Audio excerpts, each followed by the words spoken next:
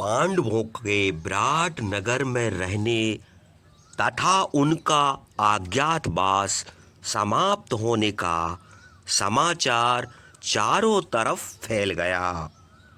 यह जानकर श्री कृष्ण, बलराम, द्रुपद एवं धृष्टद्युम्न तथा कई अन्य शुभ चिंतक विराट नगर पहुंच गए।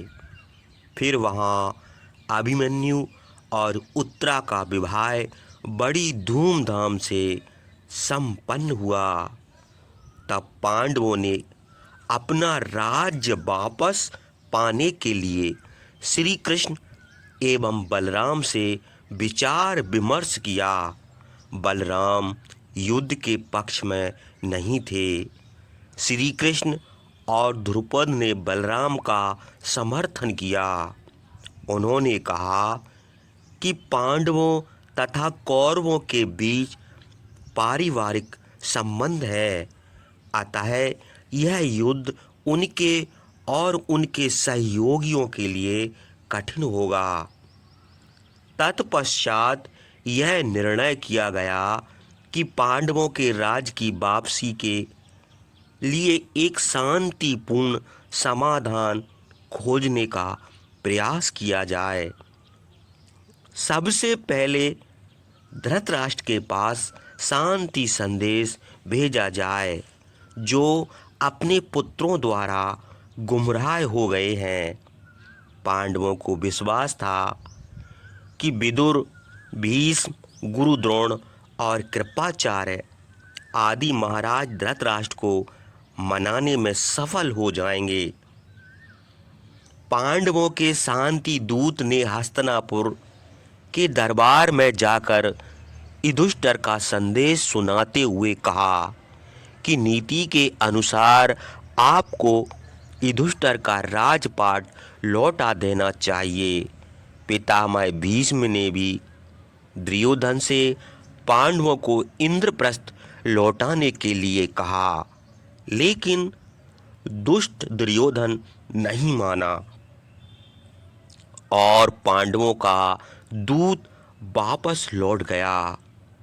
तब महाराज धृतराष्ट्र ने अपने बुद्धिमान सारथी संजय को दूत के रूप में पांडवों के पास भेजा। वहां जाकर संजय ने पांडवों से कहा कि महाराज धृतराष्ट्र युद्ध नहीं करना चाहते, वे तो मित्रता चाहते हैं। संजय की बात सुनकर युधिष्ठिर प्रसन्न हो गए और बोले, हे संजय, कौरवों ने छल से हमारा राज्य छीन लिया और द्रौपदी का भरी सभा में अपमान भी किया। फिर भी यदि हमारा राज्य वापस मिल जाए तो हम अपने सारे दुखों को भूल जाएंगे। राज की बात तो छोड़ें, यदि वे हमें मात्र 5 गांव ही दे दें तो हम इस पर संतोष कर लेंगे। आप जितने धैर्यवान हैं, धृतराष्ट्र के पुत्र उतने ही उग्र।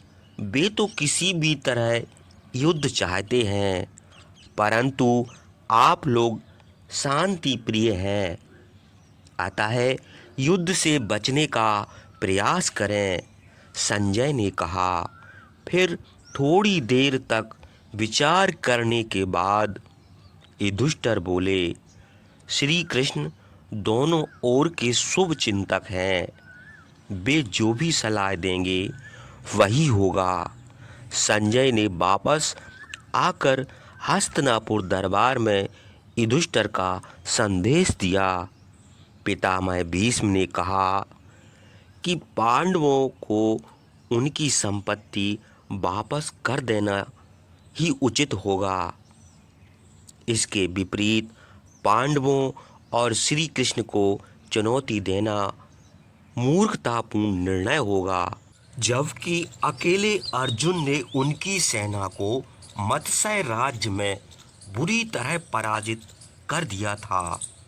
महाराज धृतराष्ट्र तो डर के कारण मान गए, लेकिन दुष्ट दुर्योधन ने कहा कि पांडवों को सुई की नोक बराबर भी भूमि नहीं दी जाएगी। इधर पांडव और श्री कृष्ण महाराज धृतराष्ट्र द्वारा दिए गए संदेश पर चर्चा करने लगे।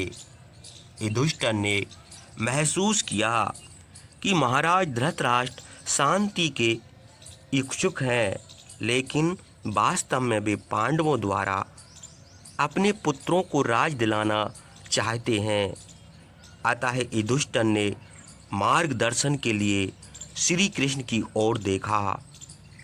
श्री कृष्ण ने युधिष्ठिर से कहा कि युद्ध को रोकने हेतु अंतिम उपाय के रूप में वे स्वयं उनका शांति संदेश लेकर हस्तिनापुर जाएंगे।